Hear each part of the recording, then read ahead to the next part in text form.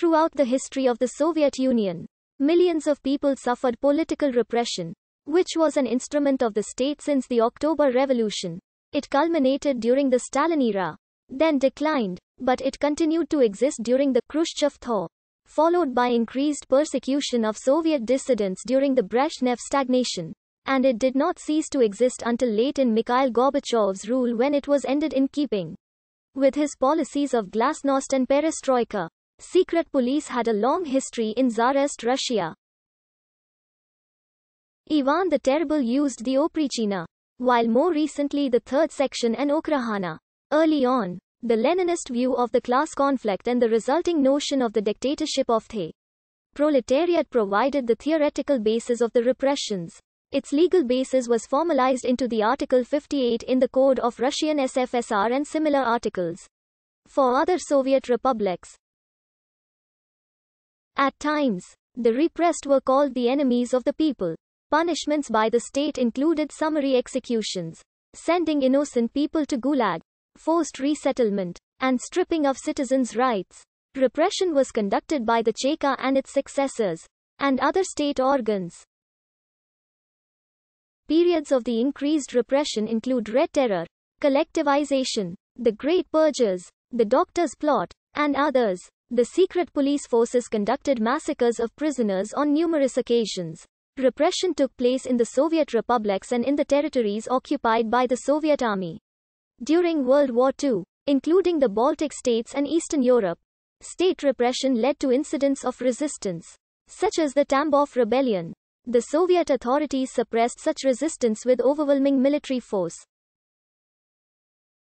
During the Tambov Rebellion, Mikhail Tukhachevsky, prominent citizens of villages were often taken as hostages and executed if the resistance fighters did not surrender. Red Terror in Soviet Russia was the campaign of mass arrests and executions conducted by the Bolshevik government. The Red Terror was officially announced on September 2, 1918 by Yakov Sverdlov and ended in about October 1918.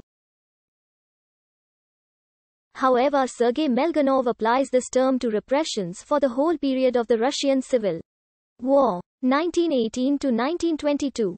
Estimates for the total number of people executed during the initial phase Red Terror are at least 10,000, with roughly 28,000 executed per year between December 1917 and February 1922.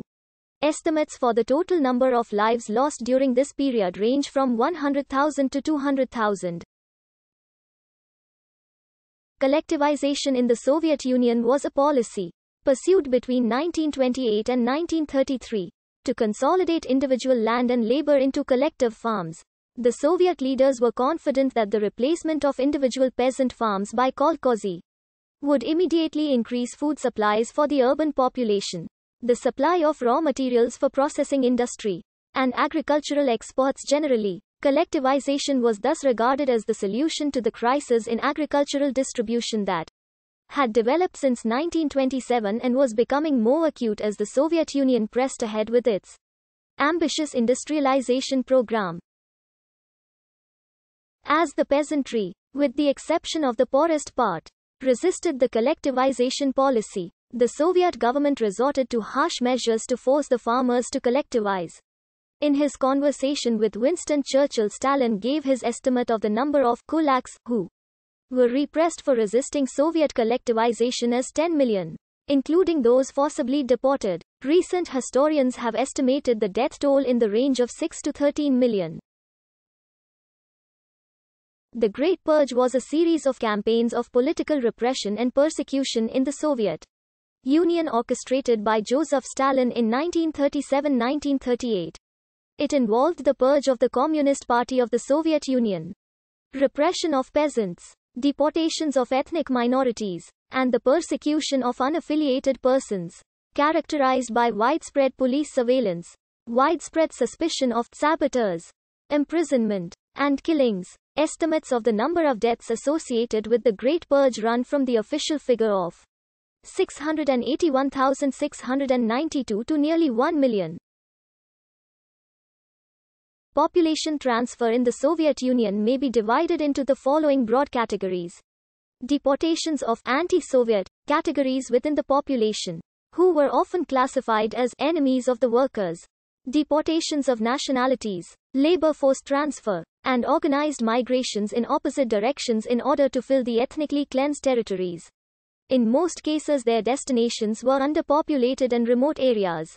Entire nations and ethnic groups were collectively punished by the Soviet government for their alleged collaboration with the enemy during World War II.